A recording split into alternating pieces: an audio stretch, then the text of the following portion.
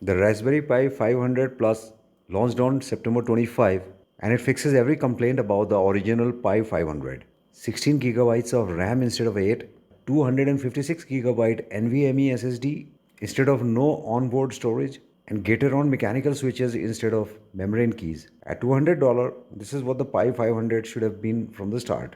Let's run through what you get. The processor is identical to the Raspberry Pi 5, a 2.4 GHz quad-core ARM Cortex-A76 with the RPI I/O controller handling peripherals. The 16 gigabytes of LPDDR4X 4267 RAM doubles the original's capacity, which matters for development work, virtual machines, and anything involving large datasets. The 256GB NVMe SSD comes preloaded with Raspberry Pi OS and delivers read speeds over 900 megabytes per second. Boot time drops to under 10 seconds. File operations that took minutes on SD cards now complete in seconds. This alone justifies the upgrade. The keyboard uses Gateron KS-33 low-profile blue switches, the same switches found in premium mechanical keyboards. Each key has individual RGB lighting controlled by a dedicated RB2040 microcontroller, so lighting effects don't impact system performance. The keycaps are removable, and Raspberry Pi includes a keycap puller for customization. Display support remains dual 4K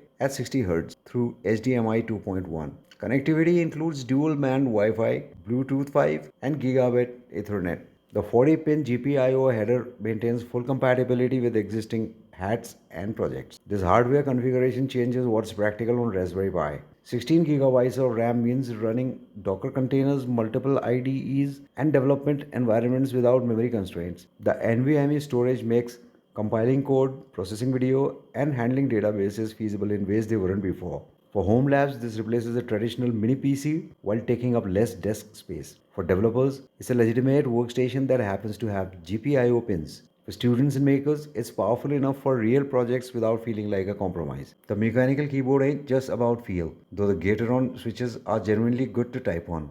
It's about durability and the RGB system that can indicate system status, highlight keys for tutorials, or just look impressive during demos. At $200, this costs more than most Raspberry Pi setups, but compare the components, a decent mechanical keyboard costs $100.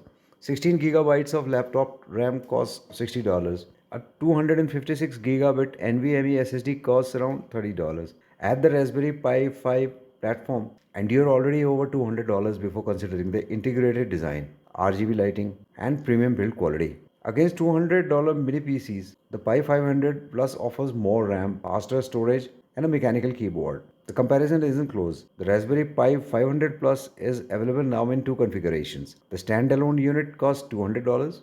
The desktop kit includes a mouse, power supply, HDMI cable, and documentation for complete setup. The original Pi 500 felt like a proof of concept. Pi 500 Plus feels like a finished product. It addresses every major criticism while maintaining the compact form factor and expanding what's possible in the keyboard computer category. For $200, this is the most capable computer and keyboard ever made, and it happens to run the most supported single board computer ecosystem in the world. Thanks for watching. If you like this video, please subscribe to the channel. I'm your host from Atarian News Channel, and I'll see you in the next video.